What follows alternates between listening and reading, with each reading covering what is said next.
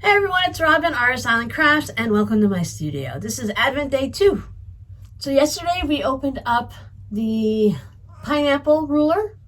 Today I'm kind of curious to see what this plasticky cardboard, something tool-wise I'm going to get. I don't know about you guys, but I like to play the guessing game.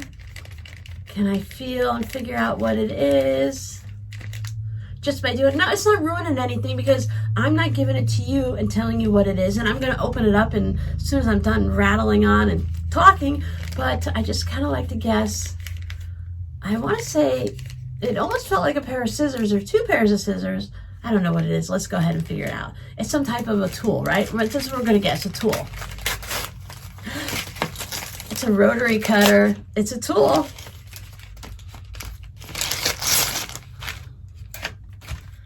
It's a cute little blue one.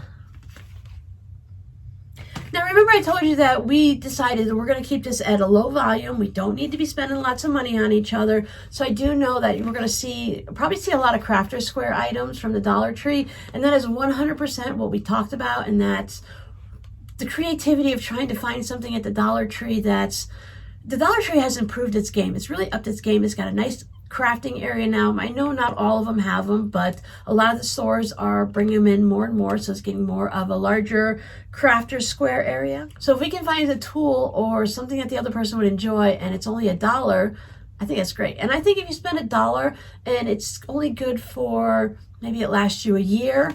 I've seen a few people who have used these and for what they use them for, you're not going to be able to cut like large pieces of fabric and stuff. And this one is a smaller one. It's a 28 millimeter. But things like this is great if you want to start cutting like paper or if you're cutting felt or something like that. So it does have its purpose. I'm not going to cut a king size quilt with this, no. First of all, it's 28 millimeters, so that's not going to work. But if the tool itself is good and you take out, maybe the blade isn't the best and it only lasts you for a couple months. Well, if you put one of your good blades in and the tool itself didn't cost you very much, then it's nice to have more than one. So you can have one for cutting paper, one for cutting fabric, one for whatever it is you want to do. So not just quilters use these.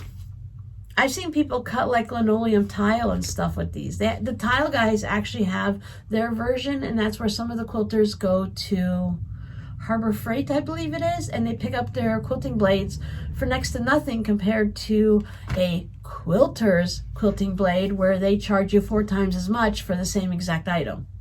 From the video I watched, you have to be careful when using these, not because, like the back says, the blade is extremely sharp, handle with care. Wear goggles. Do you wear goggles when you're cutting your quilt? But the thing is with these is you have to hold it at a certain angle. Let me get a little close and show you. You see these little edges right here? So the way we would normally hold it when we're cutting our fabric, you have to hold it up just a little bit more because otherwise that piece of plastic gets in the way. So if you're just used to kind of running it like this, you're just gonna have to bring your hand up a little bit more. Otherwise these two plastic edges are gonna be in the way all the time.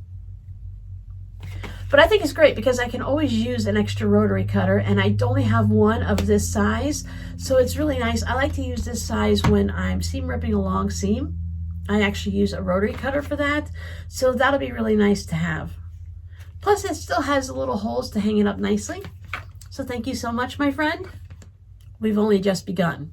Come back tomorrow to see what else I open. Bye.